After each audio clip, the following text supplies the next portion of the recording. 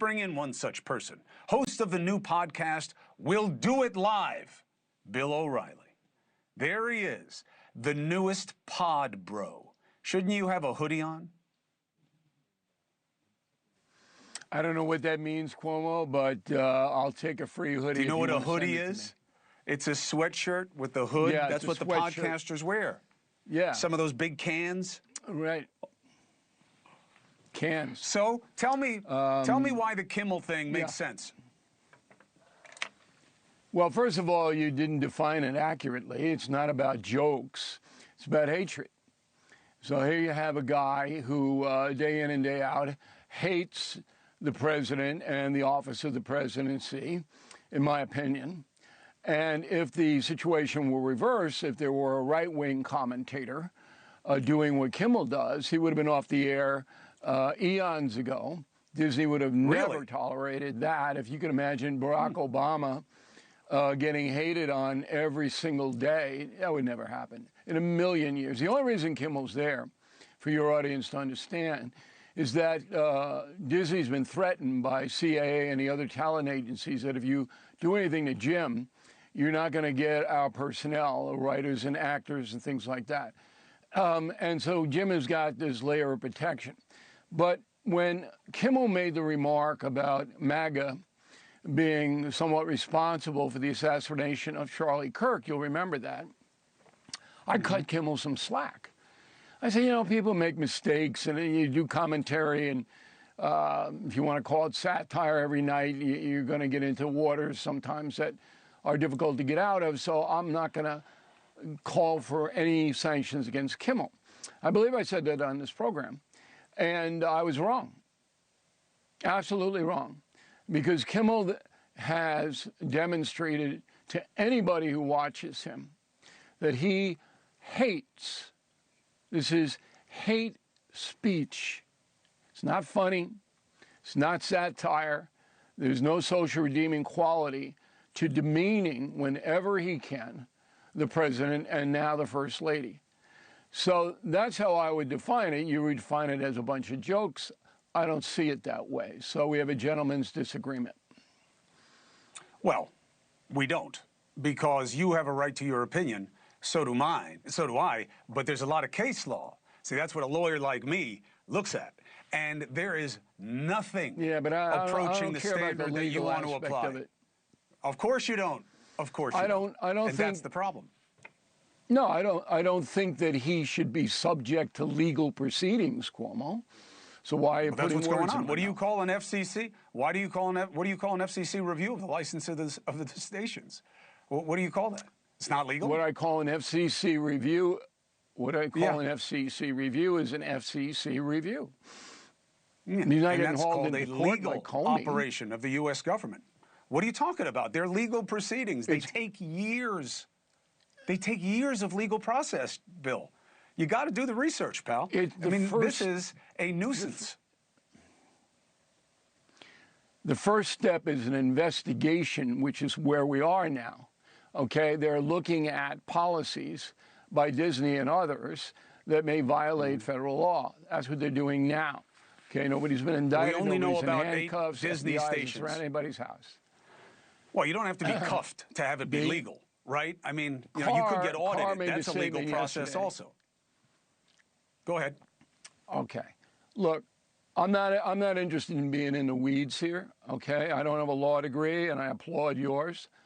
But I'm telling you, the man's a hater. And on any other scale, if he were not an avowed leftist, he'd be off the air. Greg Gutfeld's not off the air, and he's a toxic little troll that goes after every Democrat he can and other members of the media. And he's mean and hateful. So I'm not funny either, in my opinion. justifying Greg Gutfeld. I'm not justifying Greg Gutfeld because I don't use that technique of justifying bad behavior by pointing to other bad behavior. Now, you may think Mr. Gutfeld is a troll or whatever you said. He probably wears a hoodie, okay? And that's up to Fox to deal with him. Do I think it's right? I think that Gutfeld is a entertainer who seizes upon battering the left. I don't see him in the same category as Jimmy Kimmel. Perhaps I'm wrong. Also, let me be very clear. I don't think Greg Gutfeld should lose his job. I think he should be able to do what he does and do his damnedest at it every night. Just like Kimmel, maybe just we like could you, have another show, just like though. me. I fear the slippery slope, Maybe we my should friend. have another I show. fear it. Okay, I don't know about any slippery slopes, Cuomo, but maybe we should have another show for Mr. Gutfeld, the troll show. Okay, maybe we can have that. I don't know. I don't even know what the troll is. I think it's a little thing in Denmark that goes around barking at you. Look But it up anyway, and you'll see a the picture of seriousness Gutfeld. of this. Okay, I guess you don't like him. Go ahead. The seriousness I don't like him. of I don't like that is, technique. I don't like that invective. I don't know the guy. I don't know him to like him or dislike him. I wish him well, and I want him to be able to do what he does. I believe in freedom of speech. You got to tolerate what you don't like. This president doesn't seem to like that standard. I'm glad you're troll friendly, but this isn't about anything other than hate. Okay, that's what this is about. And if we Americans are to accept hatred, all right, and if Jimmy Kimmel had his way, he would destroy, and I don't mean that literally, but he'd celebrate if something bad happened to Trump or Trump was thrown out or any of that. So I just think that goes beyond. You mean like when Trump the line. said that? You mean like when the president says he's happy that Mueller's dead? Like that kind of thing? Okay, You think he'd say that if the president died? That was an unfortunate remark, but once again, you're making a moral equivalency of a man who was battered by the phony Russian collusion, impeached twice, under daily hate speech by the media, which despises him. You're making a moral equivalency to Jimmy Kimmel, and there isn't one. Now, do I justify the Mueller comment? I do not. I don't. Okay, for me, but you have me on to give my opinion, Cuomo. Okay? Exclusively. So Exclusively. I don't justify I want your opinion on something else. I got it. I'm just saying it's just a different standard. Trump doesn't live up to his own standard. That's the thing. That's called hypocrisy. It's not moral relativism. Please make your point, and I want to ask you about something else. So go ahead. Okay, I already forgot what my point is. I'm still thinking about the hoodie. I'm going to send you one. It's going to say free Asian. And then on the back, it's going to say, but I love Trump. Just have your picture on it. That's all I want. Then you'll really be a target. Adam Smith was probing the topic of the nuclear enrichment with the Secretary of War. I want you to listen to a piece of it. Give me your take, please. So they haven't broken yet. Okay, we haven't gotten there yet for all of the... Well, their nuclear facilities have been obliterated. Underground, they're buried, and we're watching them 24/7. So we know where any nuclear material reclaiming might be. my time for just a quick second here. We had to start this war, you just said, 60 days ago, because the nuclear weapon was an imminent threat. Now you're saying that it was completely obliterated? They had not given up their nuclear ambitions, and they had a conventional shield of thousands of missiles. So Operation Midnight Hammer accomplished nothing of substance. It left us at exactly the same place we were before. You think that answer So I take my gets him on analysis borrowed on time? this from. I take my analysis from this. I don't know about Hegseth. You know, it wasn't my choice. I didn't think that. Knowing President Trump the way I do, I didn't think that was the right situation there, just because of experience. But I take my information about this from the IAEA based in Austria, and I had him on my program. This guy is second in command. He says, look, we bombed the hell out of them last July and did severe damage to their nuclear ambitions. However, they had in other places in the country enriched uranium, and they pivoted right over to that to continue their pursuit of a nuclear weapon. That makes perfect sense to me, Cuomo. Does it not to you? I think that their ambitions are clear. They would love to have a nuclear weapon. I think the mistake, as we've gone over before, is that predicating the need for imminent military action unilaterally on the basis of the emergency that they were weeks away from having a nuclear weapon is a false premise. They were not weeks away from a nuclear weapon, but they certainly That's not what the want weapons one. people say. That is All right. exactly It's not what the weapons people say. It is exactly what they say. Nobody say told that you they were weeks were away from having a nuclear weapon. Nobody told you that from the IAEA.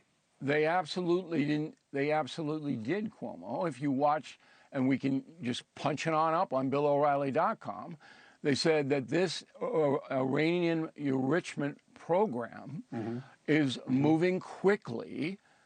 Now, Yes. they didn't put a timeline on it, but it was serious enough where the inspectors, and that's what the deal would be, the inspectors would have to go in, were demanding to go in to see where they are. Now, if you want to play a gotcha game on what was said before Iran, okay, I don't mind that. You can gotcha all day long. But a lot of Americans don't believe that Iran is a threat.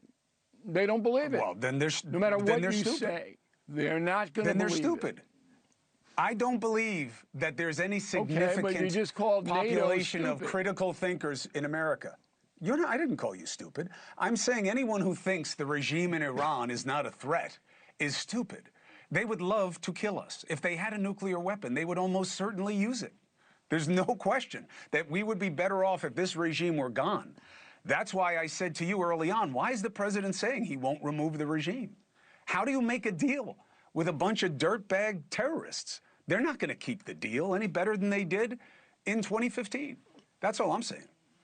Because Trump doesn't have the power to demand that the regime be removed. Who's going to remove them? All right, they're executing people every day over there. So the two things that have to happen are weapons inspectors in, reasonable. NATO should be absolutely behind that 100% and helping the USA reach that plateau. And then the United States basically saying to Iran, if you misbehave again, then we're going to close down the straits again and starve you. I said it on this program at the beginning of this was the riskiest thing that Donald Trump has ever done in his life. And I told that to the president himself. And, he almost scoffed at it. I said, the reason it's so risky is if it all doesn't go our way, America's way, your critics, the people who hate you, are going to ram it down your throat. And now he's got don't have to hate the president to criticize. Which is what? No, but that's an organized cabal that hate him. And now we have another problem, or he has another problem, is that people are feeling it in the wallet. And that's why I expect this Iran thing to break open pretty soon. Can't go much longer with this. Yeah, I agree with you on that. I mean, the only side that wants to get out, though, right now is us. Israel can't take enough opportunity to bomb as many people as they can because of the mandate within Israel. It's the only thing keeping Bibi in office and free from the elections. And we know the regime is loving irrelevance. And we'll see where it goes. But I appreciate your analysis, sir, as always, and good luck with the new podcast. Okay, it's not very new, but you'll like it, Cuomo, and you'll learn a lot, which is the most important thing for me. All right, every day I get up and I go, God, I hope I can teach the man something. Well, lucky for you, I have so much to learn that you should be able to achieve that with very little effort. Take care, Bill. Thank you for watching. Subscribe below and download our NewsNation app right now on your phone, and you will get fact-based, unbiased news for all Americans.